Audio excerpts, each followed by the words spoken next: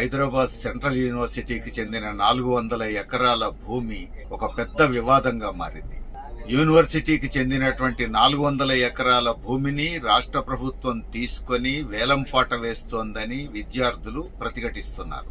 ఎన్నికైనటువంటి students union ఈ విషయంలో ప్రభుత్వాన్ని నిలదీస్తోంది. రాష్ట్ర ప్రభుత్వం అందుకు భిన్నమైనటువంటి వాదన చేస్తోంది. స్వయంగా రాష్ట్ర ముఖ్యమంత్రి శాసనసభలో ఇది సెంట్రల్ యూనివర్సిటీకి సంబంధించిన భూమి కాదు అనేటువంటి వాదన చేశారు.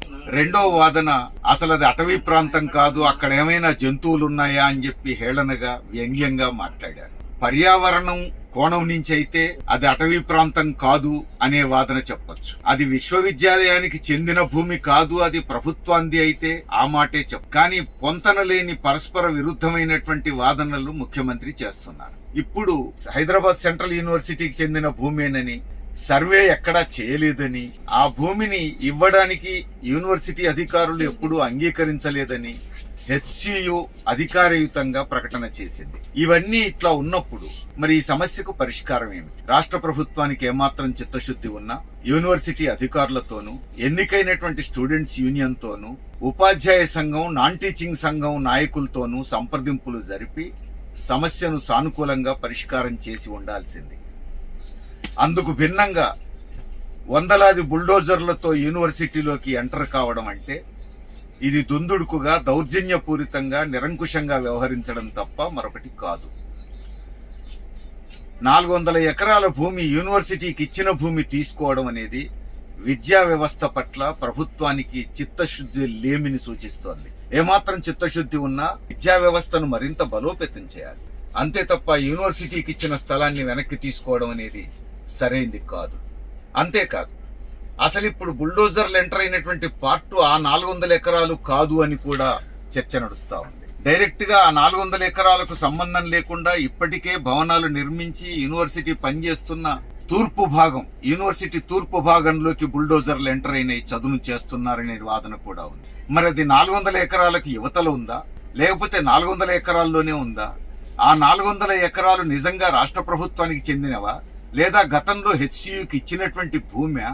తేలాలంటే సర్వే చేస్తే తప్ప తేలదు. ఆ సర్వే చేయకుండానే దొడ్డిదారిన దుందుడుకుగా ప్రభుత్వం ఎందుకు వ్యవహరిస్తున్నట్టు, ఇది తేలాల్సినటువంటి అవసరం ఉంది. మేము యూనివర్సిటీ అధికారులతో కలిసి సర్వే చేశామని ప్రభుత్వం అంటోంది. అసలు సర్వే చేయలేదు, ఫీల్డ్ విజిట్ మాత్రమే చేశామని యూనివర్సిటీ అధికారులు చెబుతున్నారు. చేయని పని చేసినట్టు రాష్ట్ర ప్రభుత్వం తప్పుడు సమాచారం ఎందుకు ఇవ్వాల్సి వస్తోంది? ప్రజలను ఎందుకు తప్పుదారి పట్టిస్తున్నారు? ఇక్కడ ఇంకొక వాదన వస్తోంది. సుప్రీంకోర్టు చెప్పింది ఇది రాష్ట్ర ప్రభుత్వానికి చెందినటువంటి భూమి అని చెప్పేసి అంటున్నారు. సహజంగా చెప్తుంది. ఎందుకంటే 6 సూత్రాల పథకం ప్రకారం భూమిని కేంద్రీయ యూనివర్సిటీకి ఇచ్చినప్పుడు అది రిజిస్ట్రేషన్ చేసుకోవడం జరగలేదు. రిజిస్ట్రేషన్ ప్రభుత్వమైనా చేసి ఉండాల్సింది, లేదా అప్పటి యూనివర్సిటీ అధికారులైనా చేసుకొని ఉండాల్సింది. కానీ సాక్షాత్తు కేంద్ర ప్రభుత్వం జోక్యం చేసుకొని 6 సూత్రాల పథకం మేరకు 2300 ఎకరాలు సెంట్రల్ యూనివర్సిటీకి రాష్ట్ర ప్రభుత్వం కేటాయింపు జరిగిన తర్వాత సహజంగా వ్యవహారం నడిచినట్టు కనపడతా ఉంది. ఈ నేపథ్యంలో రిజిస్ట్రేషన్ చేయకపోవడమే కారణమైతే, రాష్ట్ర ప్రభుత్వానికి చిత్తశుద్ధి ఉంటే ఇప్పుడు రిజిస్ట్రేషన్ చేయాలి.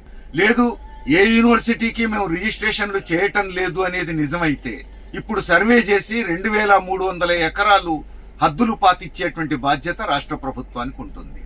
ఇవేవీ చేయకుండా పూటకొక మాట చెప్పడం, తీవ్రమైన నిర్బంధాన్ని ప్రయోగించటం, విద్యార్థుల మీద, ప్రతిఘటించినటువంటి కమ్యూనిస్టుల మీద దాడి చేయటం, అరెస్టు చేయటం, జైలుకు పంపటం అనేది పచ్చి నియంతృత్వమైన చర్య తప్ప మరొకటి కాదు. ఈ విషయంలో ఒకవైపు సిపిఐఎం నాయకత్వం ధర్నాకు పిలుపునిచ్చింది, పోరాటం చేస్తోంది. దీన్ని అర్థం చేసుకోవచ్చు. కానీ రెండో వైపు బీజేపీ కూడా దీన్ని ప్రతిఘటిస్తామంటోంది. బీఆర్ఎస్ చెప్తోంది వీళ్లకు నైతికంగా అర్హత ఉందా అనేటువంటి ప్రశ్న ఇప్పుడు వస్తుంది. బీజేపీ నాయకుడు, రాష్ట్ర అధ్యక్షుడు, కేంద్ర మంత్రి అయినటువంటి కిషన్ రెడ్డి స్పష్టంగా ఒక మాట అంటున్నాడు. మేము నిజమైన పోరాటం చేస్తాం హెచ్సియు భూములను కాపాడుకోవడం కోసం అంటున్నాడు. మరి ఇప్పుడు జరుగుతున్న పోరాటాలన్నీ అబద్ధపు పోరాటాలా? మరి ఆయన చేయబోయే నిజమైన పోరాటానికి నిర్వచనం ఏమిటో కిషన్ రెడ్డి గారన్నా చెప్పాలి, బీజేపీ కేంద్ర నాయకత్వం అయినా చెప్పాలి. అసలు ఈ భూముల అమ్మకాలకు చట్టపరమైనటువంటి రూపం ఇచ్చింది, విధానపరమైన సమర్థనతనిచ్చింది కేంద్ర బీజేపీ మోడీ ప్రభుత్వం మాత్రమే. మానిటైజేషన్ అనే ముద్దు పేరు పెట్టారు, నగదీకరణ అనే ముద్దు పేరు పెట్టి ప్రభుత్వ భూములు, ప్రభుత్వ రంగ సంస్థల భూములు, యూనివర్సిటీల భూములు అమ్ముకొని సొమ్ము చేసుకోవడం ఒక విధానంగా ప్రకటించింది మోడీ ప్రభుత్వం. ఆ విధానాన్ని ఇప్పుడు రేవంత్ రెడ్డి ప్రభుత్వం కూడా అమలు జరపడం అనేది బాధాకరం. ఇప్పుడు ఏ నిజాయితీతో మాట్లాడుతున్నట్టు కిషన్ రెడ్డి తామే నగదీకరణ పథకం ఒకటి దేశం మీద రుద్ది ఇప్పుడు నిజమైన పోరాటం చేస్తాం ఆ 400 ఎకరాల కోసం అని మాట్లాడడం అంటే తెలంగాణ ప్రజలను మోసం చేయడం తప్ప మరొకటి కాదు. ఇప్పుడు తెలంగాణ ప్రజలను తప్పుదారి పట్టించే ప్రయత్నం, సెంట్రల్ యూనివర్సిటీ విద్యార్థులను కూడా తప్పుదారి పట్టించేటువంటి ప్రయత్నం. బీజేపీ నాయకులు, కేంద్ర మంత్రులు ఈ 2 నాలుకల ధోరణిని విడనాడాలి. ఇక బీఆర్ఎస్ నాయకత్వం ఈ 400 ఎకరాల అమ్మకానికి వ్యతిరేకంగా నిలబడితే సంతోషం, పోరాడితే ఇంకా సంతోషం, కలిసి వచ్చే వాళ్ళందరినీ కలుపుకొని కొట్లాడితే ఇంకా మంచిదే. కానీ కేటీఆర్ గారి వాదనలు, బీఆర్ఎస్ నాయకుల వాదనలు విద్యా సంస్థను బలోపేతం చేయడానికి 400 ఎకరాలు ఉండాలని గాని, పర్యావరణ పరిరక్షణ కోసం ఆ 400 ఎకరాలు ఉండాలని గాని కాదు. మేము అధికారంలో ఉన్నప్పుడు, అంటే బీఆర్ఎస్ అధికారంలో ఉన్నప్పుడు అమ్మకాలు చేయొద్దన్నావు, ఇప్పుడు నువ్వెట్లా చేస్తున్నావు అని మాట్లాడుతున్నారు. అంటే తమకు అమ్ముకునేటువంటి అవకాశం ఇచ్చి ఉంటే ఇప్పుడు రేవంత్ రెడ్డి గారు అమ్ముకున్నా తప్పు లేదని చెప్పదలిచారా? అందుకని వాదనకు తగిన ప్రాతిపదిక లేదు. తాము చేసిన తప్పే రేవంత్ రెడ్డి చేస్తున్నాడు అని అంటే దాన్ని అర్థం చేసుకోండి. ఇప్పుడు ఈ రోజు జరుగుతున్న పరిణామం ఏమిటి? తాము కేంద్ర విద్యాశాఖ మంత్రి దగ్గరికి వెళ్తారంట బీఆర్ఎస్ నాయకులు. వెళ్ళదలుచుకుంటే వాళ్ళు వెళ్ళొచ్చు, ఎందుకంటే కొన్ని సందర్భాల్లో బీజేపీ బీఆర్ఎస్ కలిసే వ్యవహరిస్తున్నాయనేటువంటి అపవాదు వాళ్లే కొని తెచ్చుకున్నారు. ఇప్పుడు వాళ్ళు పోవడమే కాదు, విద్యార్థులను కూడా ఆ వైపు ఉసిగొల్పే ప్రయత్నం చేస్తున్నారు. అసలు ఈ ఇష్యూలో కేంద్ర ప్రభుత్వానికి ఏమైనా సంబంధం ఉన్నదా? సెంట్రల్ యూనివర్సిటీ భూమి అయితే సెంట్రల్ యూనివర్సిటీ అటానమస్ బాడీ అవుతుంది, కేంద్ర ప్రభుత్వానికి సంబంధం లేదు. సెంట్రల్ యూనివర్సిటీ మీద అది రిజిస్టర్ కాలేదు అనుకుంటే అది రాష్ట్ర ప్రభుత్వం పేరు మీద ఉంటుంది. సమస్యను పరిష్కరించాల్సింది రాష్ట్ర ప్రభుత్వం, కొట్లాడాల్సింది యూనివర్సిటీ అధికారులు, టీచింగ్ నాన్ టీచింగ్ స్టాఫ్, విద్యార్థులు, తెలంగాణ ప్రజలు. ఇక్కడ కేంద్ర ప్రభుత్వానికి ఉన్న రోల్ ఏమిటి? కేంద్ర ప్రభుత్వానికి ఏమీ సంబంధం లేకపోయినా బీఆర్ఎస్ నాయకత్వం సెంట్రల్ యూనివర్సిటీ విద్యార్థులను కేంద్ర విద్యాశాఖ మంత్రి దగ్గరికి పోదాం, వెళ్ళండి, మేం తీసుకుపోతామని మాట్లాడడం అంటే దీన్ని రాజకీయం చేసే ప్రయత్నం, బీజేపీ బీఆర్ఎస్ బంధంగా మలిచేటువంటి ప్రయత్నం తప్ప మరొకటి కాదు. అందుకని ఈ సమస్యను పరిష్కరించాల్సిన బాధ్యత రాష్ట్ర ప్రభుత్వాన్ని.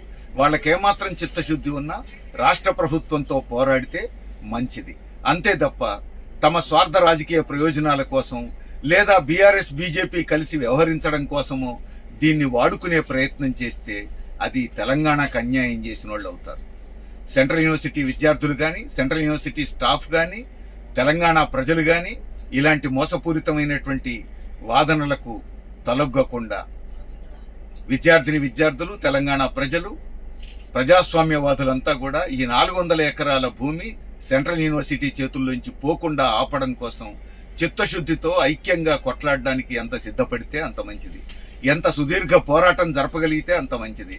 సమస్య పరిష్కారం అయ్యేంత వరకు ఈ పోరాటం కొనసాగించాలనే చిత్తశుద్ధి ఇప్పుడు కీలకం.